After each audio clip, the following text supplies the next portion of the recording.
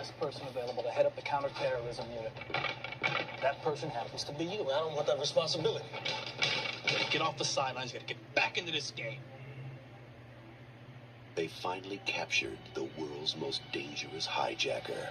Now, they're bringing him back for trial on a plane. Notify my people. They'll know what to do. That was their first mistake. Once again, Charles Rain is in control. And how would you like your sirloin, sir? Bloody. But there's just one thing he didn't count on. 55, 56, 57. Passenger 57. I watch your show all the time. My show. Never miss it. Woo, woo, woo. Who's in charge? I am. Once again, who's in charge? You are. Wesley Snipes. No, this is not happening. You back to your seat. I'm free! His name's John Cutter. He's airline security. Tell me you're good at this. I'm the best. Plan not working out the way you want it? Don't flatter yourself, Cutter. One way or the other, we're going down. Well, just chill out. I'm one of the good guys.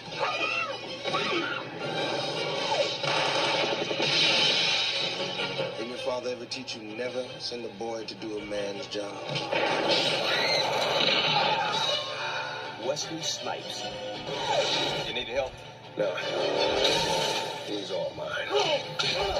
Passenger 57. You ever play roulette? On occasion. Let me give you a word of advice. Always bet on black. Or you could pretty much call this Die Hard on an Airplane, which it's pretty much just that. I mean, but it's kind of similar to Under Siege in a way, but unlike Under Siege, which was actually kind of fun for what it was, I am not the biggest fan of this movie. A lot of people really like it. I think it's a so bad it's good type of movie, but I never thought it was any good, honestly. I mean, it was a movie that when I saw it the first time, I was really let down by it because it wasn't really. I thought it was too stupid for its own good. Like, there are so many elements about this movie that are so wrong. Like, you have a hardened criminal on a plane with regular civilians. Like, why would you do that? Like, why would you put a captive terrorist on a commercial airline flight where this type of thing could happen? And it's just like that from the get-go made no sense whatsoever. But just everything else in between with the rest of this movie, honestly, just really, it just didn't work for me. It's a movie that I just feel like I get what they're going for. Like I said, it's trying to be Die Hard on an Airplane, but that was done a lot better, actually twice in '97 when you really think about it, with Air Force One, which is a great movie, Con Air, which is a great so bad it's good action movie, and I mean, I'll give Wesley Snipes some credit here. He does show a lot of charisma as an action hero, and at least he does have some good fun lines in here. Like, of course, you hear the line "Always Bet on Black," which is a cheesy line, but he makes it work. But as far as the rest of the movie goes, I just never really got into it. I didn't find this bad guy threatening. I thought the whole situation was just, it made it way too easy for him to do for the bad guy to have his plan here, and the fact that he didn't plan on this other guy, the Wesley Snipes character, to somehow beat him in the end. Like, you should have seen this coming, dude. All the signs were pointing in that direction, but that's just my thinking. I know this movie has a loyal fan base. It was a big hit when it came out. I'm just not one of those people that really liked it, unfortunately. So that's pretty much all I got for you on Passenger 57. So let's go ahead and move on to the next movie that we have here, and that is Jennifer 8. Hi. Sergeants John Berlin and Frederick Ross, we have an appointment. No one can see what Jennifer saw. He was standing right where you are. Kind of breathless like you. Well, we had a real bad murder up here a couple of years ago. Girl with no head and no hands. I believe the code is Jennifer. No one can imagine what Jennifer felt. I think I found something horrible, sir. I think I found a hand. What's with all this Jennifer stuff? These cases aren't connected, Yes, John. sir, I think they may be. He's a crazy man. And to my certain knowledge, he has killed 8 girls. Not a lot of support for that scenario, though, is there? But one man suspects why she could be next. I promise to stop being a cop, or you promise to stop being a witness. She a little young for you, bro. You had a lousy life with a lousy wife. Is that why you need to pick on this little blind girl? Because you could control her. A blind lady has been attacked again. Why does he want to kill me? Because he thinks you're a witness. There is no serial killer. You stick her name up in neon and there is still no serial killer. I love you. Are my lips lying to you? John, what's happening? Is my mouth lying to you?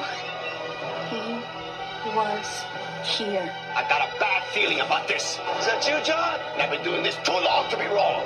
What the? There is a bad man out there.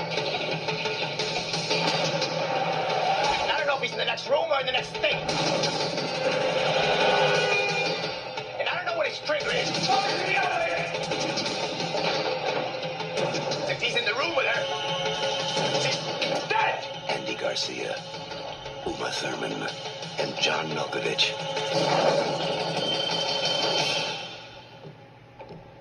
Is anyone there?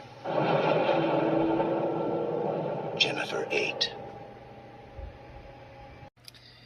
You know, honestly, you can look at this movie and really see a lot of potential that's there, because there is a lot of potential here. They've got a great cast here. You've got Andy Garcia, Uma Thurman, John Malkovich in the supporting role that I really didn't think he'd be at this point. I mean, he had been a prolific actor up to this point. I didn't think he'd take on a role like this, but it was interesting to see him in there. But when you watch the movie itself, though, you could definitely tell that they just went with the first script that they got, and they didn't bother to do any rewrites. They didn't bother to do anything of noteworthiness to fix it, but it just didn't work. It's a movie that has some potential to it, has a good angle to it, but it just ends up being like a typical cliched riddle mess of a mystery. The mystery aspect here is not really all that exciting, and the movie suffers because of it. I mean, the director of this, Bruce Robinson, said himself that the film was hurt by studio interference. There was like 4 different heads of the studio at the time. They all wanted different things. The worst thing happened before they made the movie, where they had Andy Garcia on the movie. He didn't write it for a handsome lead. He wrote it for like a shaggy old cop like Gene Hackman or Al Pacino.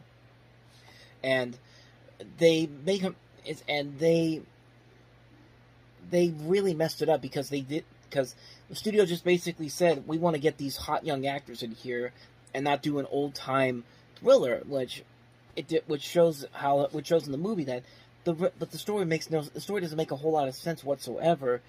And this movie was so bad that the director actually said he would never work in Hollywood again, even though he would later make The Rum Diary almost 20 years later, which was also a huge commercial and critical failure, but that was for another reason altogether, because that movie just wasn't very good. That was the one with Johnny Depp and Amber Heard in it. But this movie just didn't work. The mystery is not all that exciting. These characters are not really well written. The twist is not that exciting whatsoever. It's a bland movie that just didn't work on any level, shape, or form, and it really suffers because of it. That's my thoughts on Jennifer 8. Let's go ahead and move on to the next movie, and that is Anthony Hopkins in The Efficiency Expert, a.k.a. Spotswood. The Moccasin Factory in Spotswood? Do you know where this Spotswood is? Errol Wallace is a business consultant who's trying to bring Spotswood up to date. We look at your whole operation, not just manufacturing, but your equity position, debt-to-equity ratio, market determinants, tax minimization, and the whole corporate picture. Really? Carrie Spencer is a nice young guy who's only trying to get a date. I was thinking I'd ask myself, you know. Owen, both of them have a lot to find out about life. No, I'd like to see your records the last 5 years. That's them. I've got small handwriting. And love. I've got a date. I'm meeting Cheryl. Did you tell Cheryl? Among the moccasins. Lovely, lovely. One of the first laws of industry, reduce the amount of unnecessary contact between employees. He said we're going to have to work pretty closely together. Good luck. Anthony Hopkins. Oh, we couldn't hear each other speak the other way. Do you think we upset him? Ben Mendelsohn. Quite a future, second life. In Spotswood. Oh, I know we're a little out of touch with the outside world sometimes. So other than Anthony Hopkins in here, a lot of other notable names in here. Ben Mendelsohn, of course, from Rogue One. He's also in Captain Marvel. You also see Toni Collette is in this movie. Russell Crowe. This is an Australian-based film. It looks pretty funny, but it's one I haven't seen, so I can't really comment on it too much. But the trailer definitely gives a lot of promise to it. It is fun to see Anthony Hopkins in more of a comedic role where he's not embarrassing himself, but it looks legitimately funny. It looks like something that could be very interesting. I really don't have much more to say on it because I haven't seen it, but this cast certainly has me interested in checking it out one day, so maybe I'll do that one time. But that's the efficiency expert. Also Spotswood. That I guess Spotswood's what it was called overseas. But let's go ahead and move on to the next movie, and that is Becoming Colette. From the hills of the French countryside. May I introduce my daughter, Gabrielle? Pleasure to make your acquaintance. To the boudoirs of Paris. Claudine recalled how her bare skin had shivered at the first touch. It's me. It's socially unacceptable for a woman to talk about things like that. As she lived it. You can still be a good little girl and have your own secret adventures. In private, my dear. In private. Why don't you let me loosen your hair a bit? From innocence to experience. A little taste of what you'll find in a book I'm publishing called Claudine. It doesn't seem right. How will anyone know I wrote this book then? This is the story of a girl. You've got to learn, Gabrielle. Never suppress your charm. Don't fall in love with her. That's what you want. It's Willie's favorite game. Game? Love means nothing to you anymore. I can't take your lies and empty promises. I am leaving. Becoming a woman. It's been so long. I can't bear not seeing you any longer. She was beginning to guess that the great adventure was love. Klaus Maria Brandau, Virginia Madsen, and Matilda May star in the film critics are calling saucy, sumptuous, scorching. Becoming Colette. So this is a biography about the life of Sidonie Gabrielle Colette. Apparently she was a French writer, actress, and journalist. Again, that's pretty much all I know because I have not seen this movie. I really don't know anything about this particular person. But you see Klaus Marie Brandauer's in here, Matilda May, Virginia Madsen.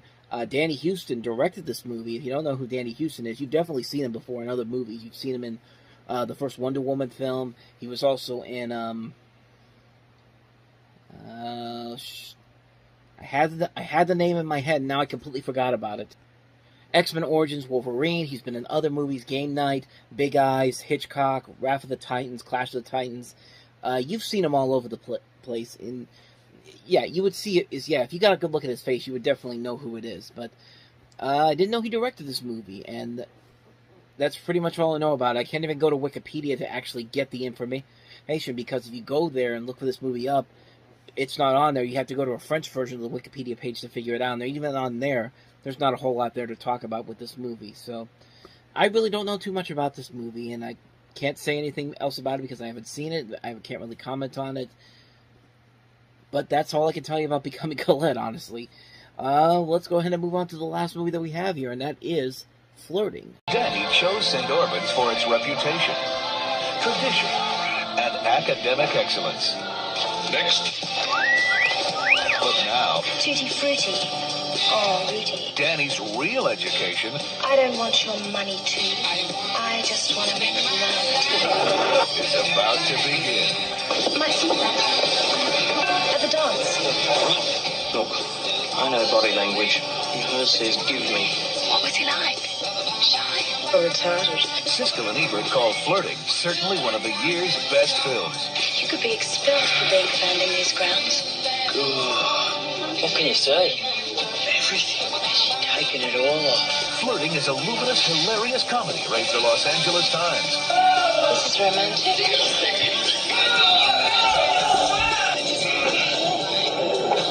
What did you do to your eye? Football.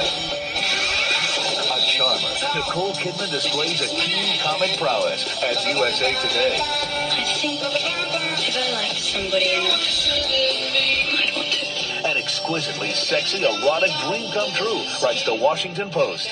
In for one night. The double bed. That's right. So, what did you actually do together? Nicole Kidman. Taste risks. flirting.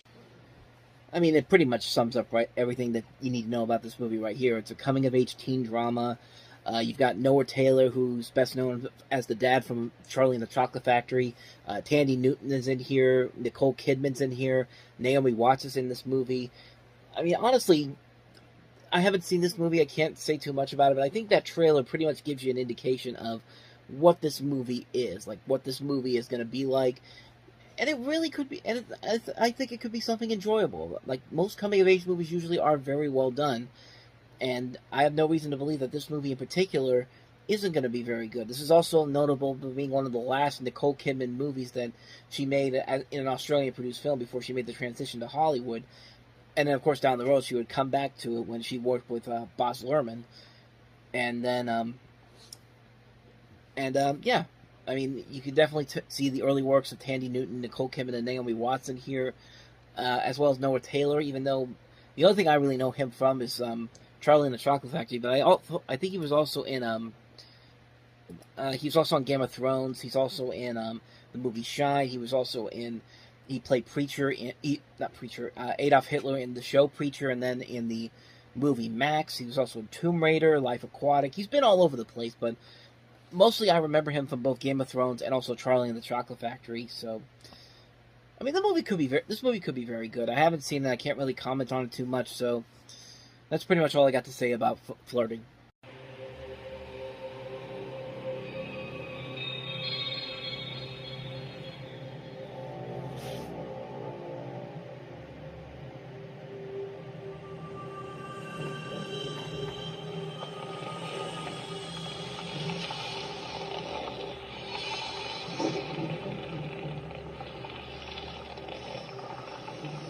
Their names are legendary. Their destinies linked.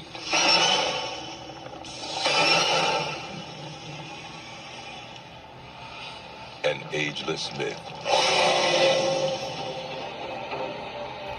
meets an uncompromising master.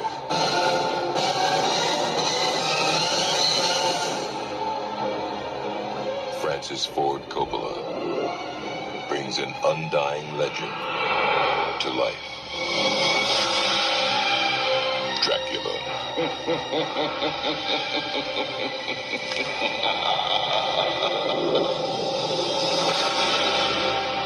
Beware.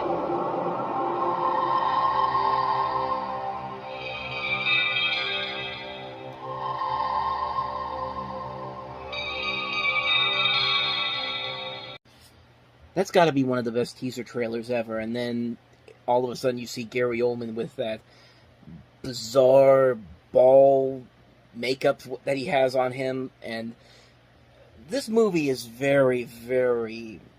it's interesting. Like, the movie itself is a ton of fun. Like, I like the visual style, I like the design of the film. The movie looks visually gorgeous, very gothic.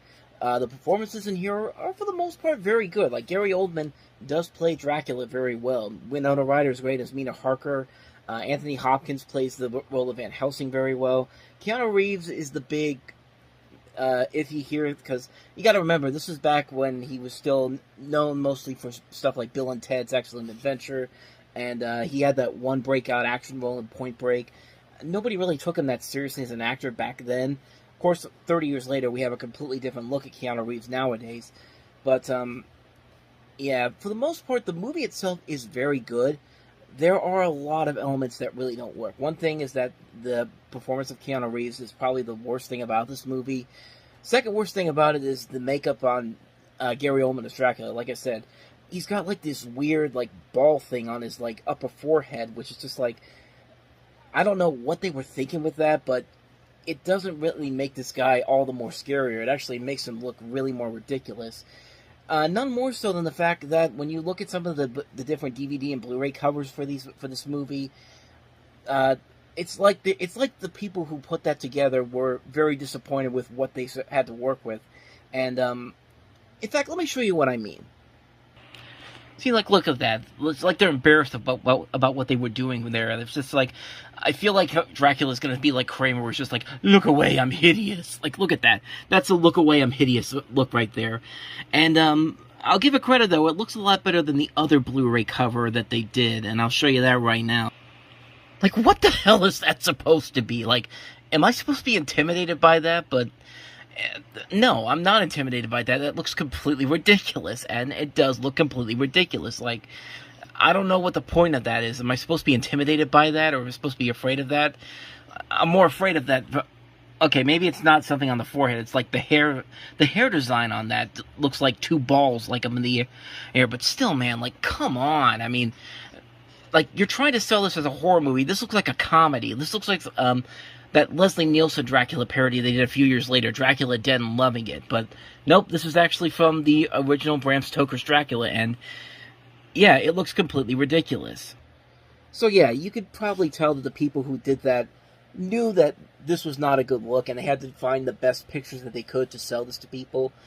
Probably not the best way to do it, but I mean, the recent Steelbook that came out does use the original poster artwork, which is obviously a lot better, mostly because it doesn't use that ridiculous makeup design. But I mean, for Francis Ford Coppola to do this after he did The Godfather Part 3, which was a very mixed bag of a movie, but I still enjoyed it for what it was. I'm glad that he did it. I like that he took chances. I like that he didn't just stick with one specific genre and wanted to tackle something like this, which kind of worked out for him in a way. It's not a perfect movie by any means. It's not even a bad movie, but it's a fun movie overall. It's a very nice visual looking film. Most of the performances are still really good. The movie looks gorgeous. It has this nice feel to it. And it is just a ton of fun to watch. Like, it's a really good movie to watch, even if you're not the biggest horror movie person, which I'm not the biggest horror movie person, but I could watch this movie anytime and just be impressed by what I'm seeing here. It's a really solid film just for the art decoration alone, the set decoration alone. Some things that could have easily been fixed, obviously, but for what it is, it's an enjoyable movie. I enjoyed it a lot. So, if you're looking for something to watch on Halloween this week, Bram Stoker's Dracula might be it for you. So, with that said, let's go ahead and move on to the next movie that we have here, and that is James Belushi, Tony Goldwyn, and Lorraine Bracco in Traces of Red. A cop. Want to do the honors? It's a pleasure. His lover. Some women find danger exciting. His partner. You're a lot better at this kind of thing than me. I know. A murder. A woman was killed and Jack's been getting death threats. Someone he knows. Look at that. Seal Lily Kiss. Is killing everyone he knows. Whoever killed Kimberly Davis killed Morgan too. Which one is the killer? These are the clothes they got killed in. I swear to God, I don't know how they got here. Don't underestimate me. Who is the next victim? Happy to see me? I could have blown your brains out. When a murder case is this shocking. Any fingerprints? Mm-hmm. Or isn't Jack? You can't trust the evidence. Don't start asking me about my experiences. You could become one of them. You can't trust your partner. I wanted to corrupt you. You just put your marriage into jeopardy and maybe even your life. And you can't even trust yourself. You know I really wanted you to stop. Jack! Traces of Red. Boy, Lorraine Bracco picks some really bad movies. I mean, we've talked about a lot of times on this channel about, actually kind of recently, because there's been a couple movies that she's been in recently that I've talked about. She's a great actress, but man, when she picks a bad movie, she picks some really bad movies. And this is definitely one of them. And, you know, when I think of an erotic thriller, I don't think of John Belushi's brother, Jim Belushi, as the leading actor involved in this. Like, even John Belushi himself probably couldn't have made this work. It's just, this just looks like a bad movie overall. It doesn't look like it's a good erotic thriller, period. It doesn't look like it's a good mystery overall. It looks very confusing, and there's probably a reason why I never even heard about this movie until I looked it up today. And that's probably why. It just looks like a bad movie on so many levels, and really, that's pretty much all I gotta say about it, because I have never seen it, I don't plan on seeing it, and it just looks terrible. So that's Traces of Red for you. With that said, let's go ahead and move on to the next movie, and that is Love Potion number 9. Paul and Diane were dedicated professionals. I'm a biochemist. I'm a comparative psychobiologist. Why? who had everything in common. Hello. You have 0 messages. You have 0 messages. They were able to communicate with all species. This is bad. Bad. Bad. Except one. Their own. I'll go home with you tonight if you can answer one question correctly. Okay. Who designed this top?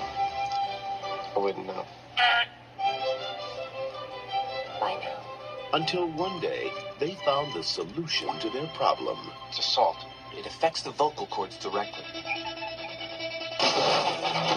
It's Romeo. He's trying to break through the wall.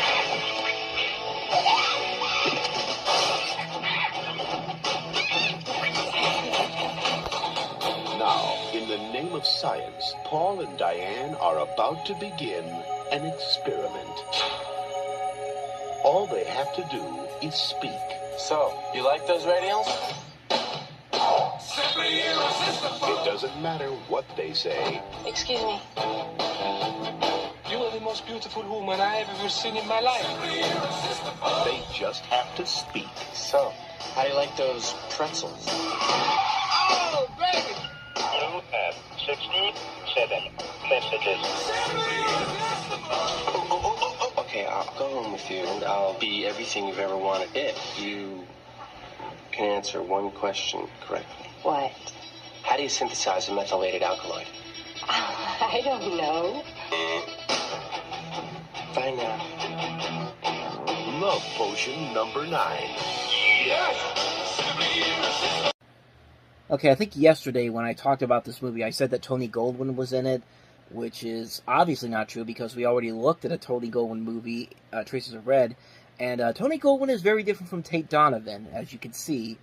Tate Donovan, if you don't remember him, he's most notably known as the voice of Hercules, and you also have Sandra Bullock in here, and it's a good concept overall. It actually kind of is very interesting. Like, they create this potion where people become infatuated by them simply by just talking. I mean, no matter whatever they say, the person will eventually fall for them, and it's a fun concept, but I think it's a botched delivery in this movie. I think this movie plays it a little too safe. I think it's a movie that has a good idea to it, but like I said, plays it too safe, tries to go for the broad appeal audience, the mass-marketed romantic comedy. It doesn't do anything specifically funny or creative or engaging with it, and it really just...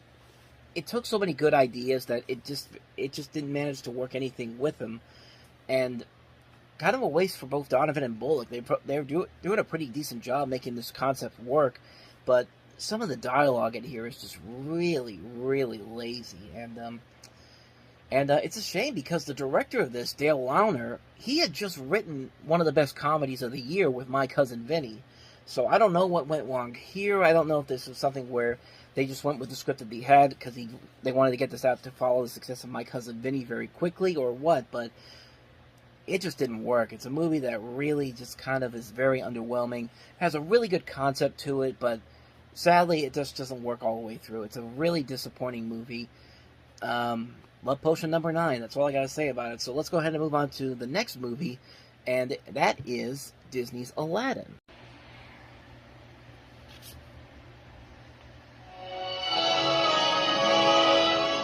Years ago, Disney's Little Mermaid thrilled audiences around the world. Last year, Beauty and the Beast became the first animated movie to receive an Oscar nomination for Best Picture of the Year. Now, Disney takes you on an adventure beyond your imagination.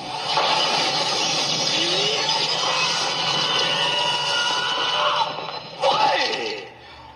10,000 years will give you such a crick in the neck. Walt Disney Pictures presents Aladdin. The movie Time magazine calls a ravishing thrill ride, an animated Raiders of the Lost Ark. You have to see it twice.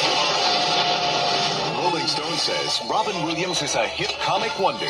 He might just wish himself up a cartoon Oscar. Then what better way to make your grand entrance on the streets of Agrabah than riding your very own brand new camel? Watch out, they spit. The Disney wizards have outdone themselves again, creating another classic fairy tale filled with fantasy, suspense, and exquisite beauty. A whole new world. Don't you dare close your eyes. And Siskel and Ebert This is an amazing piece of entertainment. 2 thumbs up. Friend never had a friend, never had a friend. It would have taken a miracle to surpass the achievement of Beauty and the Beast. The miracle's name is Aladdin, the best film of the year. Group hug. Oh, mind if I kiss the monkey? No. Oh, hairball. Walt Disney Pictures, Aladdin. The movie USA Today gives 4 stars. Never had a friend like me. Made you look.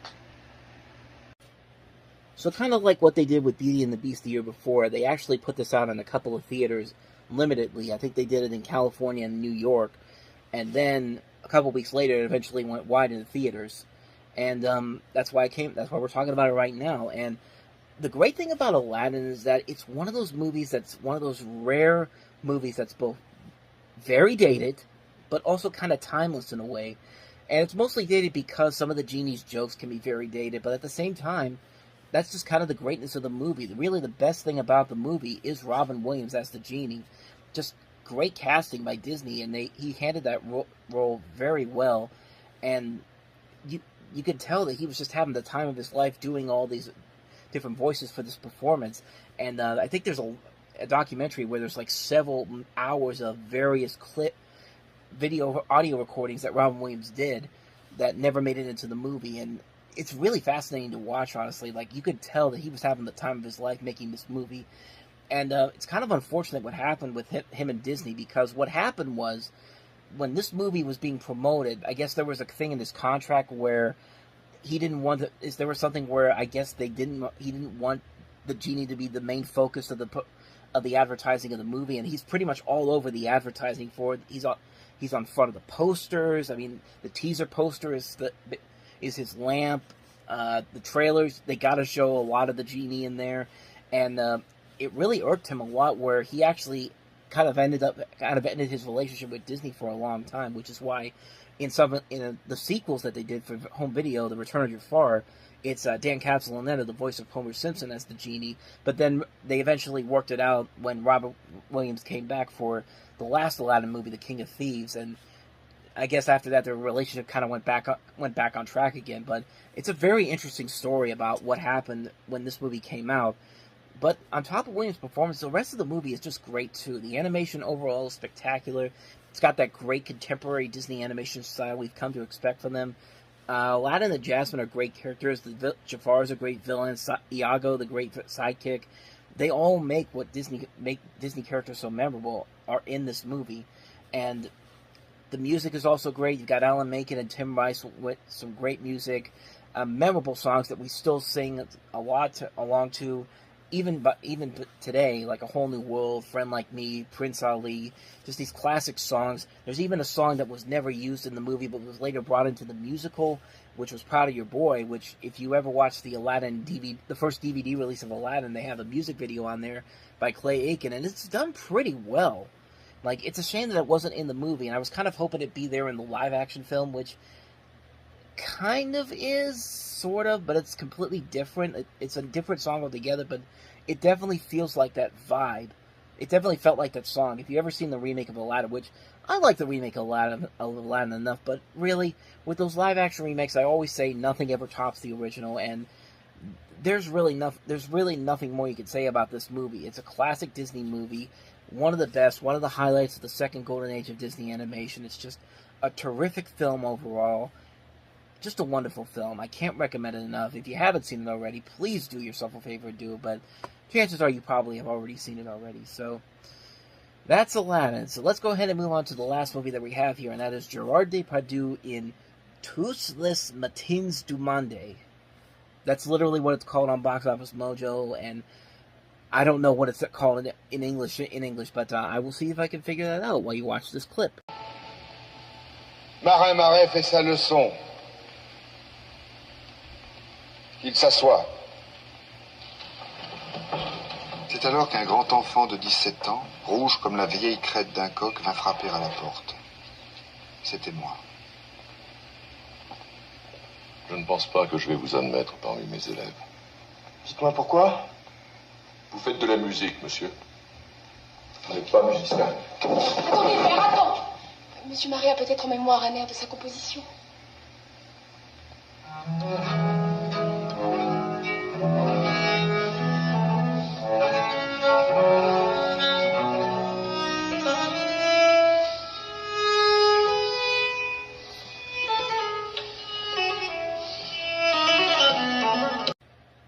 It's actually pretty simple. It's All the Mornings of the World. Do your research, folks, before you do stuff like this. Like, for me, I try to do the best I can do with my research, but even then, I have to have Wikipedia right here to get me to figure out what these things are to be factually correct. That's what I want to say. But as you can probably tell, I've never seen this movie, so So this is going to be very quick here to talk about. You've got Gerard Depardieu in this. The movie basically centers around the composer Marin Marias. I think that's how you pronounce his name. His life as a musician. The aging person is played by Depardieu, and his son, his real life son, Guillermo Depardieu, plays the young Maris. And you're basically following this life of this composer, and in a way, it's kind of like Amadeus in a way, sort of. At least that's what I'm getting from the clips that I saw, and it looks visually pleasing. It doesn't look that bad of a movie, but again, it's one I probably won't rush out to see real quickly, but it does look nice. It does look like a nice looking film, and that's really all I got for you on this one. So, yeah, All the Mornings of the World.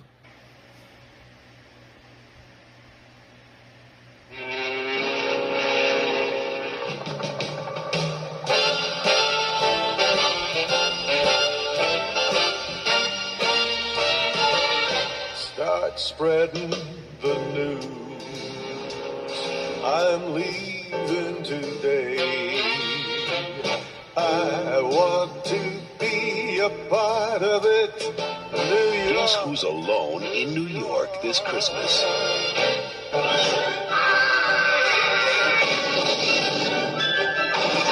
Home Alone 2, Lost in New York. Another Christmas in the trenches. One thing we should get off the bat right away with this movie is that, yeah, it's pretty much the same movie as the first film. In fact, the people who made the movie even admit that this is a rehash of the first movie. If you ever see the DVD commentary for this, they literally say in the commentary that Home Alone 2 is basically just the first movie all over again, this time, except that instead of in their home, it's in New York City, which usually these sequels don't usually turn out very well, and granted, this movie is not very good compared to the first movie, but at the same time, it still is very enjoyable. It's still much more enjoyable than a lot of the Home Alone sequels that came after this. I really don't like Home Alone 3. It's one of the worst movies I've ever seen. Home Alone 4 and 5 are just not very good. The only one I did kind of like, and I know everybody hated it, but Home Sweet Home Alone really was not... It's not that good of a movie, but it certainly beats the crap out of everything that came after Home Alone 2. I mean, the basic problem with Home Alone 2 really is the fact that it is very similar to the first movie. There are a lot of things that are very similar. The story structure, the characters they put in here, the fact that these characters have basically regressed from where they were at the end of the first movie back to it's back to where they were in the beginning of the first movie. Here in the second movie, it's literally a regression of these characters. Like, everybody in here has basically regressed back to where they were at the start of the first film, except for Buzz, of all people. Like, yeah, he's still the bully character, but at the same time, he's found a way to actually be smart when it comes up with these bullying things. Like the big scene in the beginning of the movie where he goes into where they're doing the Christmas play, and he pushes and he's like making fun of Kevin while he's doing a solo, and Kevin pushes him, and everybody's mad at Kevin, and clearly Buzz is in the wrong, but the way he defends himself and after that, like, he's very smart at what he's doing, even though he knows good and well that he's in the wrong here, but he's found a way to actually... It's like he's the one character in this movie that has improved from the first movie, and that's something that I think is actually really, really interesting and very funny, because it's like that throughout the entire movie. Like, every time you see him, he's thinking like a philosopher at times, and like he's trying to be more of an adult. It's funny to watch, honestly, and it really is one of the strongest aspects of this movie. And there are a lot of strong aspects of this movie, honestly. The visuals are still very nice to look at. The Christmas colors are very nice to look at. New York City at Christmas time in '92 looks amazing.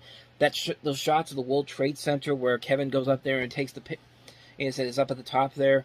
I mean, that still holds up even after all these years, even after the events of September 11th, which, I mean, sadly, unfortunately, you can't watch that scene anymore if you watch it on TV during the holiday season. Like, right after 9/11, they took that scene out. Like, they would still show Kevin in front of the World Trade Center, but they never showed him going up at the top of the Trade Center, which, it kind of makes sense, but at the same time, though, it's still, I don't know. I feel like after a while, you could have put that back in. I mean, granted, yeah, we were still going through a time where we were still dealing with the effects of 9/11, and I mean, The Simpsons had the Simpsons New York City episode, for example, is one that they didn't show in syndication for the longest time after 9/11, but they eventually put it back in the rotation. I mean, that's something that really I think could have been. That's really something that could have been put back in later cuts of the movie, but and the movie is still very fun overall. Like,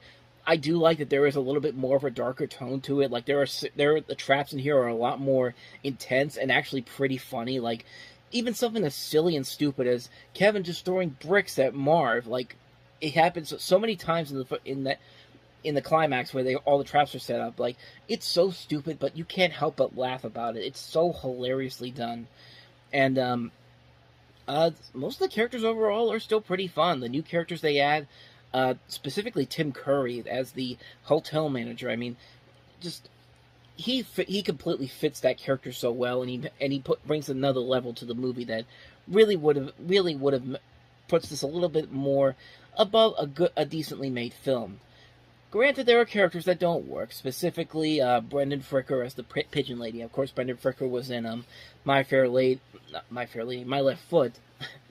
Completely different movie, My Fair Lady to My Left Foot, but she was the mother in My Left Foot, and she plays the Pigeon Lady here, which is not a bad character, but at the same time, it's pretty much the old man from the first movie. I mean, again, a lot of things are taken from the first movie here. You've got the scene where Kevin's watching the old movie, and he has to use it to trick the bad guys, and again, the Pigeon Lady's like the old man, except the Pigeon Lady's story is not really all that good compared to the old man in the first movie. And again, like everybody, the main characters really have regressed from the previous movie, and it's just, I mean, there really could have been something special here if they actually took the time to do it. I mean, get the family more involved in the traps. Like, Home Alone 5, I guess, tried to do something like that, and that didn't really work out too well. Like, they didn't really take the whole idea through all the way through, but I mean, yeah, it's not a very good movie on it. It's not a very good movie, but at the same time, though, there are still a lot of elements to it that I would still gladly take over the other movies in the Home Alone series. And, I mean, yeah, if you like the first movie, and you go into this with the idea that, okay, this is going to be the same movie, but it still could be pretty fun, you'll definitely really appreciate what they do with Home Alone 2. Like I said, it's still the best sequel they've done. I mean, anything after 2 is not really very good, except for Home Sweet Home Alone, and even that one was just made it barely over a watchable film. But yeah, I'll still gladly take Home Alone 2 any day if I want to see another movie in this series, and I'm definitely going to be watching again this holiday season, as you should too. If you love the original Home Alone, you should really watch Home Alone 2, and yeah, that's pretty much all I got to say about that one. So, that's Home Alone 2. And with that said, let's go ahead and move on to the next movie that we have here. Another great, now we get to the great stuff. Denzel Washington starring in Spike Lee's Malcolm X. You know where you came from? What's your name? Martin Little. No, that's the name of the slave masters who own your family. You don't even know who you are. Who are you? Say, Roseland. Roseland.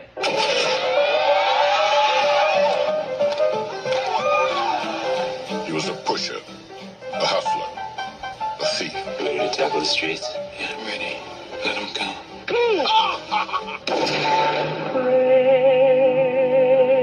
He was loved, respected, convicted. State your number, Little. I forgot it. In a dream that's divine. He was a prisoner who set himself free A Muslim must be strikingly upright. I will not touch the white man's drugs, his liquor, his women, so that those in the darkness can see the power of the light. I will not lie, cheat, or steal. I believe you will remain faithful. Yes. He was a follower who became a leader. You're not an American. We didn't land on Plymouth Rock. Plymouth Rock landed on us. He brought honor to disobedience. I suggest you look outside that window. You've been laying down and bowing down for 400 years. I think it's time to stand up. All right, break it up. You got what you wanted. Nah, I'm not satisfied.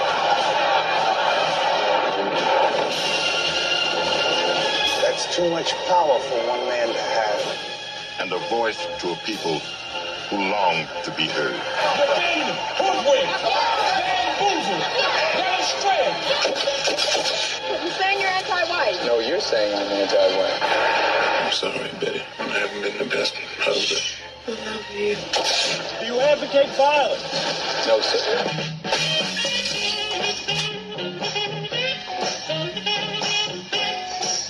Academy Award winner Denzel Washington's most electrifying performance.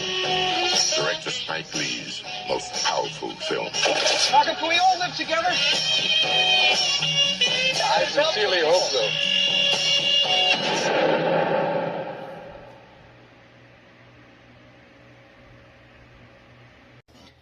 So this is Spike Lee's sixth movie.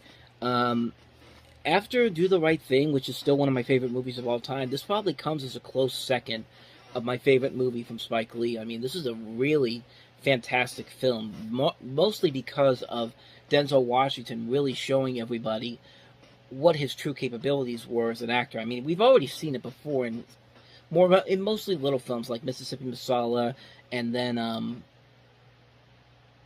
The Mighty Quinn. I almost forgot about it.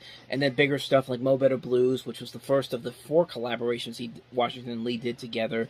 And then, of course, Glory, which won him the Academy Award for Best Supporting Actor. We've seen how great of an actor he can really be.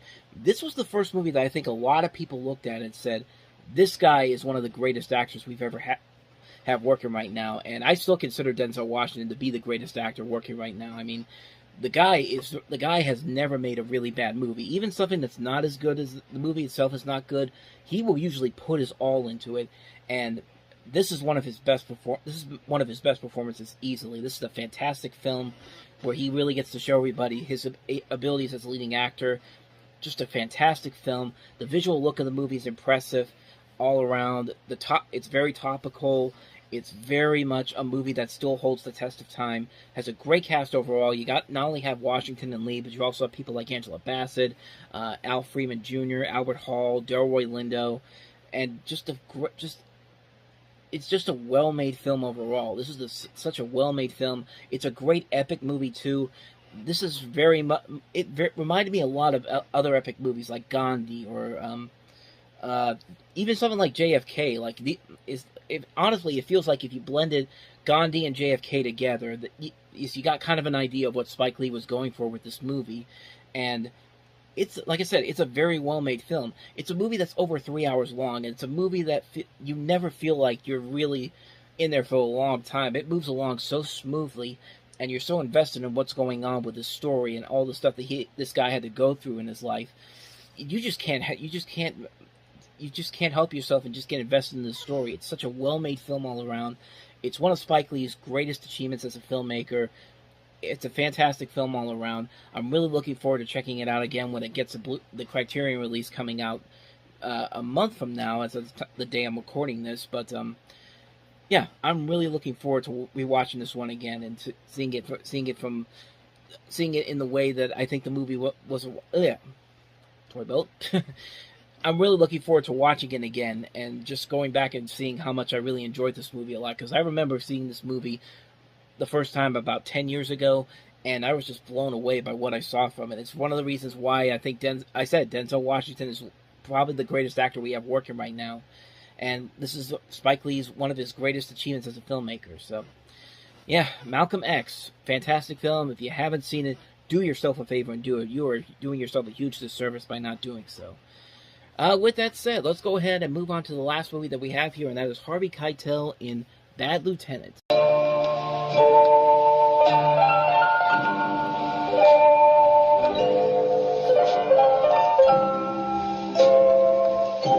Forever, my darling, our love will be true, always and forever. J. Scott of the Toronto Globe and Mail claims, every so often, the limits of screen acting are redefined and expanded. Harvey Keitel has given the kind of performance a generation is defined by. Your love in return.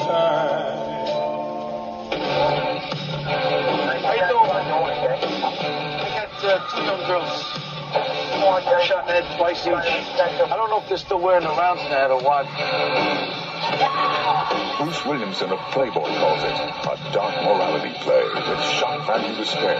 Bad Lieutenant spells out themes of hypocrisy and sexual obsession with the intensity of a nightmare. Just put $120,000 on tomorrow's game. This guy will come by your house and blow your house up with your wife and kids and everybody in it. You know that, right? No one can kill me. I'm blessed.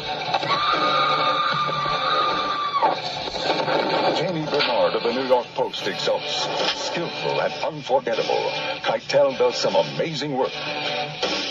There's nothing to think about. Either you put in my bed, or you get nothing. Roger Ebert of At the Movies says, Bad Lieutenant is my own choice as the best discovery of the Cannes Film Festival. Come on, give us a break. You do something for me, and I'll do something for you. What do you say about that? Peter Travers of Rolling Stone magazine acclaims, Harvey Keitel whacks you like the business end of a Louisville slugger. It's a powerhouse performance in a film of jabbing intensity and wit. Bad Lieutenant. What's unfortunate about Bad Lieutenant is that whenever anybody talks about it nowadays, they talk about the Nicolas Cage movie that came out about 20 years after this, Bad Lieutenant, Port of Call, New Orleans, which is a good movie, but I still prefer this movie over that movie. I mean, Port of Call, New Orleans is a fine movie. Nicolas Cage is good in it. So is Eva Mendes. I think it was trying a little bit too hard on the comedic aspects to it, and for a lot of people it worked. For me personally, it just didn't work as well. Like, this movie, I think, works really well. This is a brilliantly made neo-noir crime erotic thriller with Harvey Keitel really giving it his all. This is one of the few leading performances he had at the time, and he really takes full advantage of it. He's fantastic in this movie. It's not afraid to go extreme with what they have to do to get the point through. It gets gritty, it gets really uncomfortable, but at the same time, it feels warranted. It doesn't feel like it's coming out of nowhere, and it's trying to tell a story. It's trying to tell some major points.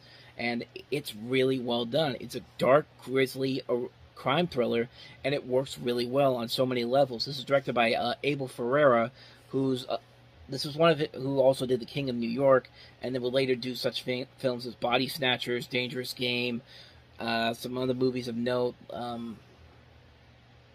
I think that's about it. I'm looking at the Wikipedia page for his film works, and I don't really see anything after Dangerous Game that was completely notable.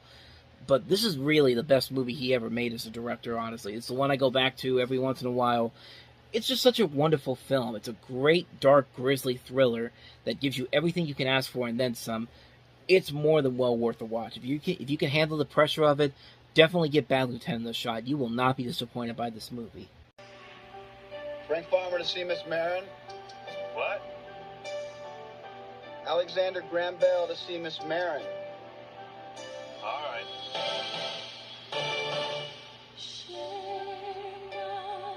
Bill said he used to be with the Secret Service. That was 2 years with Carter, 4 with Reagan. Reagan got shot. Not on my ship. Hi.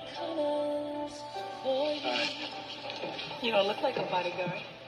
This is my disguise. Well, his timing's good. Henry, I've spent a lot of time guarding people all over the world, and I found one thing to be true. No matter how incompetent the assassins, no matter how much they miss their target, there's one person who always gets hit. Who? The cocky black chauffeur.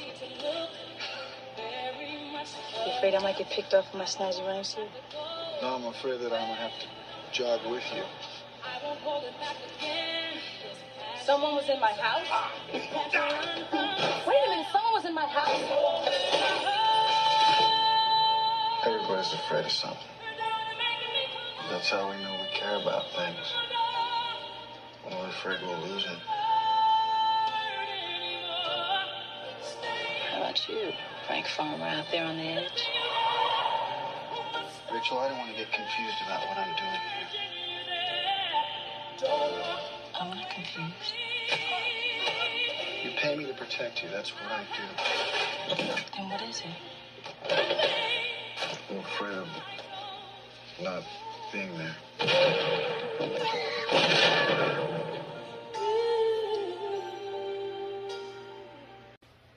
So I haven't really talked about it here on the channel, and I've talked about it on the website a couple of times, but not really. But when it comes to Whitney Houston, I'm a big fan of her music. I mean, I really am. Like, it's hard not to really love her music with that voice that she has. I mean, like, I consider her to be one of the greatest singers ever. Like every once in a while, when I'm doing my research for these videos and for the website, I'll just put on some Whitney Houston music and start singing along, because their songs are so catchy, and like I said, her singing voice is so good. Like, it's really amazing. So when I heard that she died about 10 years ago, I had never seen this movie before, so I wanted to see this movie for the first time, and I finally saw it, and really, how do I put this? There's a way to put this movie. You ever see those movies where they have a great soundtrack, but the movie is not really all that good? Like, maybe the best example of a recent movie that did that was The Greatest Showman, which is not a very good movie script-wise, but the songs in that movie are so damn good. Like, that soundtrack is amazing. And, I guess some people could say the original Space Jam was the same thing, too. The movie is like, Space Jam is a guilty pleasure movie for me, but most people didn't like it. But at the same time, that soundtrack was so good that soundtrack became one of the biggest soundtracks of all time, the biggest selling soundtracks of all time. And then you have a movie like The Bodyguard, which is very much like those movies that I just talked about. The movie itself is it's not very good, but that soundtrack for this movie is amazing. Of course, you have Whitney Houston singing some classic songs on there, like I Have Nothing and Run to You, and of course the big song from the movie, the cover of I Will Always Love You, which I didn't even know was actually a cover of a Dolly Parton song back in the day, but I found that out recently. But when I watched the movie for the first time, I was actually pretty disappointed by it. And I was disappointed by it not because of the performances themselves. I think Kevin Costner and Whitney Houston are very good in the movie. I think they got too much panning by a lot of people when the movie came out. They're not bad. They're not bad in this movie. They really are working off each other very well, and you can see the chemistry there. But the biggest problem I think the movie has is the overall script. The script is in a way, I think the script doesn't really know what kind of direction it wants to go, what kind of a story it wants to tell, what kind of a twist it wants to tell. Because really, this movie, I don't even think this movie even knows what was supposed to happen at the end, because the first part of this movie, you see this guy that you're supposed to think is the guy that's trying to kill this singer, and it turns out it's actually not him, and they spend a good majority of the movie showing this guy, and then at the end of the movie, for no reason, they just throw in a random other person to be the bad guy, and it's just like, really? Like, why did you set it up for that then? I mean, it just doesn't make any sense. Like the script has a lot of plot holes to it. The tone is really all over the place. But like I said, the movie itself, it's not a good movie, but I do like it. I like it because of Costner and Houston. I think they're both very good in here. I mean, Whitney Houston herself, she does prove that she has acting chops in here. I mean, she did a couple of other movies in the 90s, Waiting to Exhale, Preacher's Wife. The last movie she did before her passing was Sparkle. She was one of the few things I actually liked about that movie, but we'll eventually get to those movies later on. But she did show that she had a potential to be a really good actress, and she really showed it in the movies that she picked. I mean, she didn't pick really bad movies. Like, even when she still gave it her all. And yeah, this movie really is. This movie works mostly because of the two of them. Like you could believe, it's like you could definitely believe Costner wanted to make this role work, and it shows on screen. The funny thing is, this is a script that's been around since the 1970s. I think the Lawrence Kasdan, who wrote this movie, wrote it for Steve McQueen and Diana Ross, which I think would have been interesting. But Steve McQueen, I think, died in late 70s, early 80s. I think I'd have to look into that, but I think it was around then. Still would have been very interesting to see. I actually saw that Kevin Costner also was going to do a sequel with, of all people, Princess Diana. And then once she said yes to the script, I think a couple weeks later she passed away, and then that script went nowhere. And that would have been very weird to see how that would work as a sequel. It would have been interesting to see if Princess Diana could actually act, but at the same time, yeah, it would have been very weird to do. Like, I think the movie mostly works because of Houston and Costner. I think it's the reason why I keep going back to this movie, because they are the two things that carry the movie, and the soundtrack as well. The story itself is not exciting. The mystery is all over the place. It really doesn't know which direction it wants to go. I feel like this movie was kind of rushed into production to cash in on Whitney Houston's success at the time. And, yeah, it wasn't... Yeah, it's not a good movie, but it is one that I go back to every once in a while, mostly because of the soundtrack, mostly because of Whitney Houston, and mostly because of Kevin Costner. Not a great movie by any means, but for someone like me who really likes her music and wants to see her acting in this, like, it's fine for what it is. Like, it could have been a whole lot better script-wise, but as a whole, it's fine for what it is. I actually saw they're going to try to remake this movie, but I'm curious to see how they would do it. Like, maybe... Like, I would figure maybe the Whitney Houston role would be someone like Beyonce, or, I don't know, Rihanna maybe, or someone like that. I mean, I don't know who you would get for the Costner role. That's kind of an interesting thing to think about, honestly, but I'm not going to do that right now because I've already gone too long on this. So, yeah, The Bodyguard it's an okay movie. Could have been a whole lot better, but it works mostly because of Costner, Houston, and the soundtrack. So, that's The Bodyguard. With that said, let's go ahead and move on to the next movie, and that is Neil Jordan's The Crying Game. Take up my wallet. I want you to do something for me.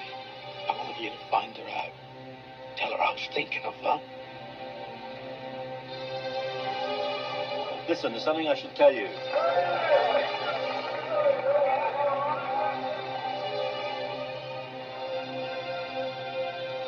Shouldn't I go? Yes.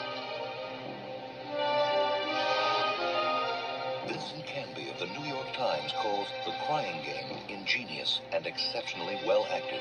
You vanished quite effectively. You know her, Jimmy. Jimmy, is it? Leave her out of this. Are you going to tell me what's wrong? No, not here.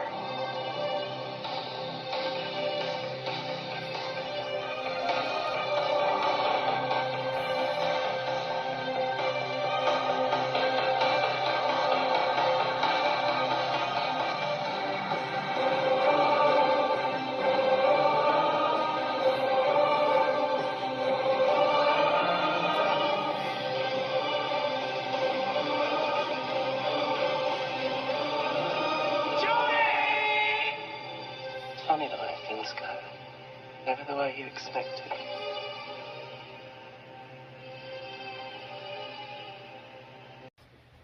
So the interesting thing about The Crying Game is that when it came out at just the right time. Because remember, this is 1992. We didn't have the internet. Twitter didn't even exist. Social media didn't exist.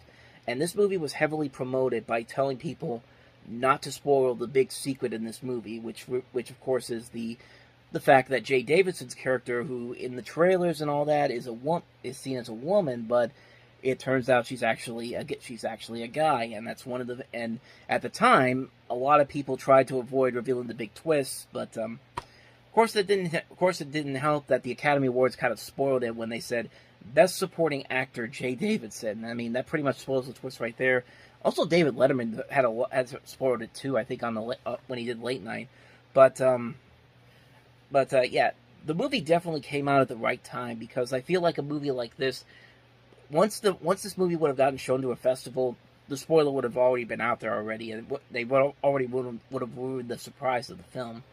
But yeah, but the Crying Game overall has it's not only is that twist great, by the way, the movie itself overall is really great. It does everything that I think The Bodyguard wanted to do in terms of the mystery aspect of that they were going for, but this movie does it a whole lot better. This mystery, this thriller aspect that they have all throughout the course of the film, it keeps you invested. It's very tension filled. It's very interesting to see what happens. You're so invested in how this is going to end, and it just gets you right from the get-go and just keeps going and going and going.